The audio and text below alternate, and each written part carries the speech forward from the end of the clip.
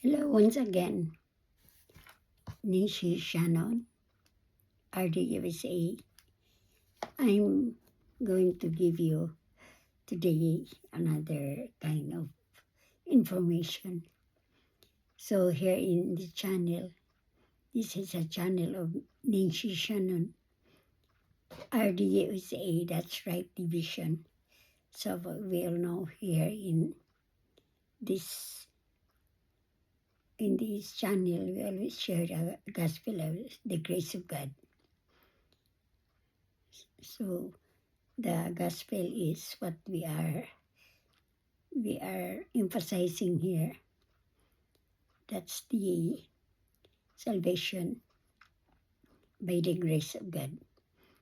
So first of all, I'm inviting you to hear in this, to tune in this video so that you will gain some information, because we are using a Bible, but we have to know the principles on how to study the Bible. That's very important.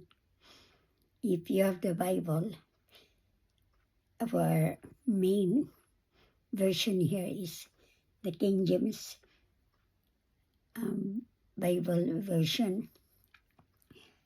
There are three things, to the basic things on how to study the Bible by this method, so that you will always see, and you will always have the right thing what to do in using the Bible. You cannot go direct there without having the right method. So there are three here. Number one is reading the scripture literally. So unless there is a good reason, you can go to the other, because we always have the distinction here. There is another, it can cause confusion of what you are reading, and the sound doctrine will disappear. As here, we are considering the sound doctrines. So literal meaning, that's you're not going to interpret by your own. It has a good sense, and you must know that the verses in the Bible are full of figure of speech, but this figure of speech, you can, there is a figure there, just like example of this. Behold the Lamb of God who takes away the sins of the world. So it says the Lamb of God, that's a figure of Jesus. That's a good sense already. The Lamb of God of Israel is Jesus. Then the literal meaning of the word, you find that out, but you don't have to go into another kind of interpretation that is called allegorical interpretations, and that is when you allegorize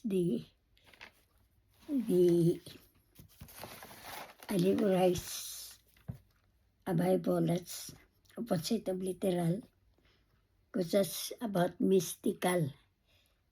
So you interpret it by your own. You spiritualize the passages of the Bible. That's what the modern churches are doing. They spiritualize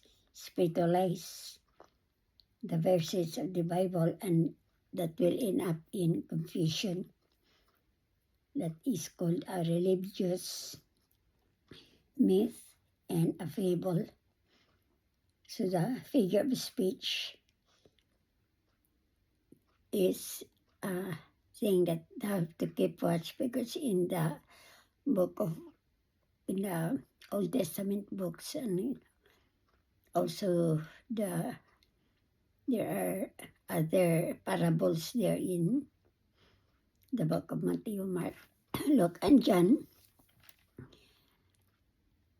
Those are not to be interpreted in another way, but there are some things there that our Lord Jesus Christ used that as his presentation.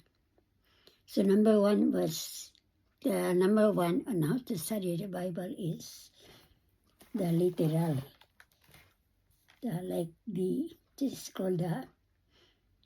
This is called the literal method in Nehemiah chapter 8 verse 9. That's what the Levites are doing. The Levites, that's another group of the tribe of Israel. They read distinctly. They separate the words. That gives sense. Because every word of the Bible is very important. So a literal method is how you're going, that's just normal, and you don't go beyond the words. And here, and remember that God put the words on each page. And it means what it means with a natural meaning. And that's a divine revelation. Divine revelation, that's when it says alone, that will have to add more words than that. So that's the literal meaning of the word. That's the literal method of study of the Bible. And we come to number 2. Now we have the opposite of this, of the literal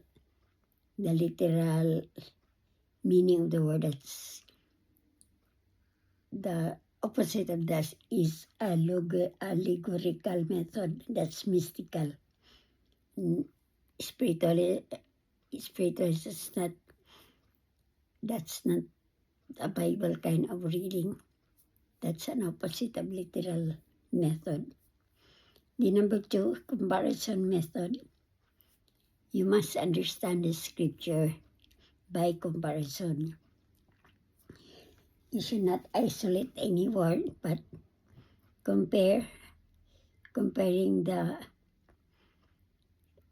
scriptures to scriptures. That is what explained in 2 Peter chapter 1 verse 20. No prophecy should be with a private interpretation, because comparing verse by verse to get the meaning. Comparing spiritual things with spiritual. That is 1 Corinthians chapter 1 verse 13. You have to read what it says, how to study the Bible. So this number 2, comparing the verses. Comparing the verses, that's very important. If you don't do that, then you'll end up with you'll end up in a hand. There's confusion. So 13.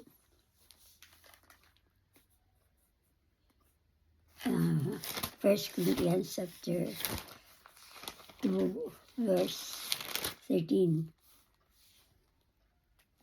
Which things also we speak. Apostle Paul wrote this instruction, not in the words which man's wisdom teach it, but that is the Holy Ghost who taught us, comparing spiritual things with spiritual. So what does it mean? You must know that the Bible You should not read that one without the next method, because the Bible is, you have to read it by way of the dispensational method.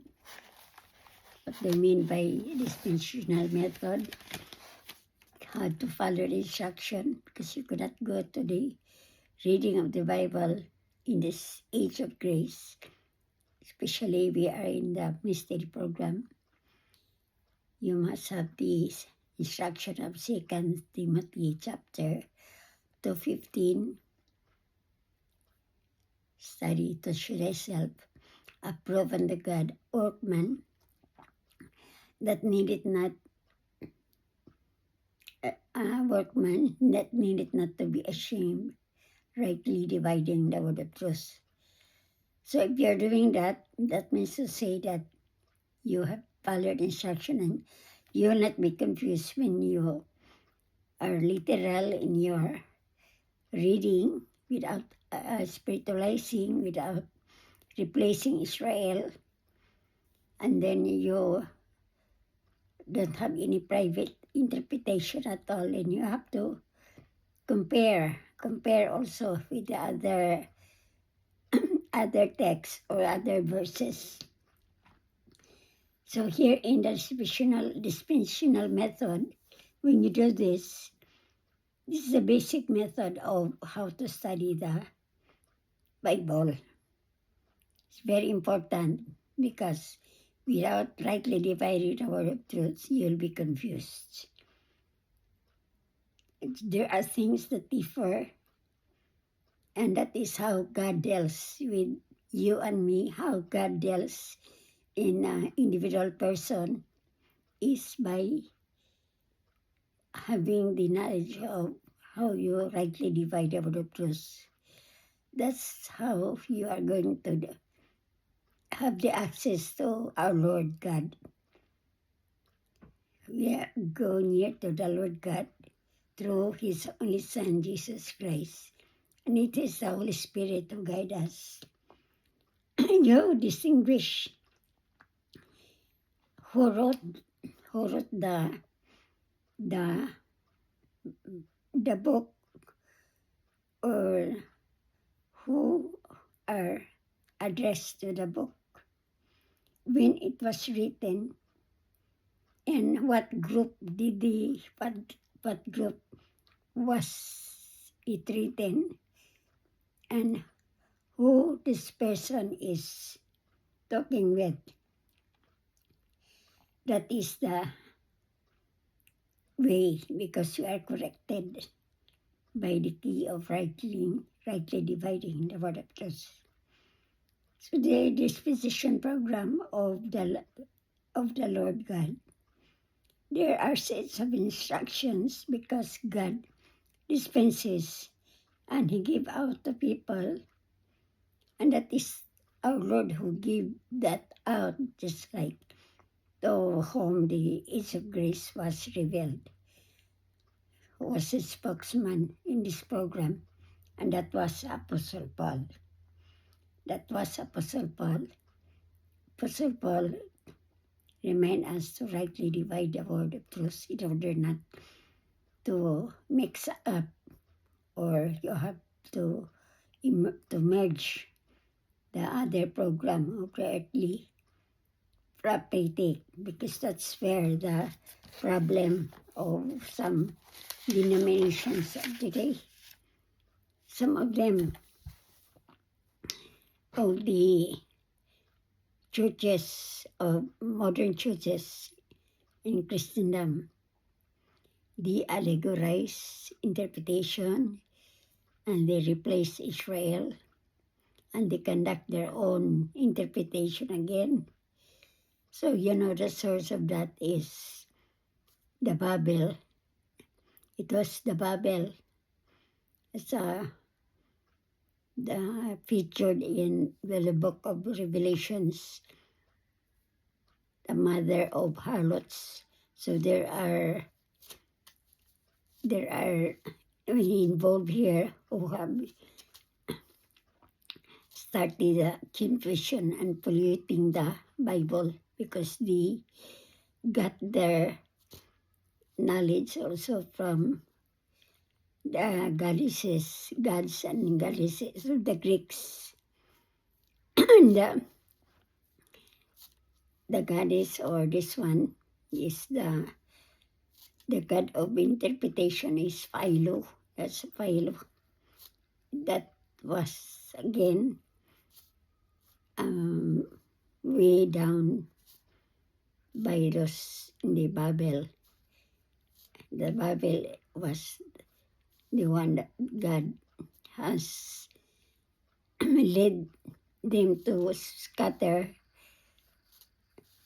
abroad, and then they are confused. They don't understand each other anymore because of the different languages. And there are mentioned here who pick up some knowledge from other sources like Origen. He was known as a heretic, and he don't focus with the Bible alone of the divine revelation, divine revelation. He mixed with his own knowledge of the Greek gods and goddesses. The early church, that was in the early church and the patristic era. Then there was Augustine, and some of his findings came from Origen. The source of their, if you remember about Egypt, Alexandria, there was a Greek library, and they are going that libraries are records of the wisdom of the gods and the goddesses. Those are just fictitious. So that pollutes the Bible because they merge the Bible with the Greek kind, which is not biblical, that's not scriptural. That's a corruption of the Bible. And they changed the things in the Bible because of the Greek philosophy, and they put it together. And it's called human wisdom already. And it doesn't mean anything anymore. Some are mystically interpreted, and this is not in line with the dispensational method of studying the Bible. So, again, 2 Timothy chapter 2:15, that's how you are going to see the things that differ in the Bible, because it is not enough to be literal and also comparing. That's not enough. You have to go into the third. So there are three. You have to remember on how to study the Bible is literal. Number 2 is comparing. That's comparative method. Then number 3 is dispensational method. These are the basic things to study the Bible. Number 1 is literal interpretation. Then number 2 is comparing scriptures to scriptures. Then number 3, rightly divide, because you have to see the things that differ. So that is how you will study the Bible. I hope you get the 3 important methods. So if you're doing that, then that's it. Then also be saved in His gospel by trusting and believing on what Christ have done for you, finished works of Christ in 1 Corinthians chapter 2:15, that there are 4 important verses there. Verse number 1. Moreover, brethren, I declare unto you that the spokesman here was Apostle Paul. He was called in this program of the mystery. We call it the mystery program. See, that was Apostle Paul. Again, in verse 1, moreover, brethren, I declare unto you the gospel which I preach unto you. Then ye receive, and wherein ye stand. Then verse 2,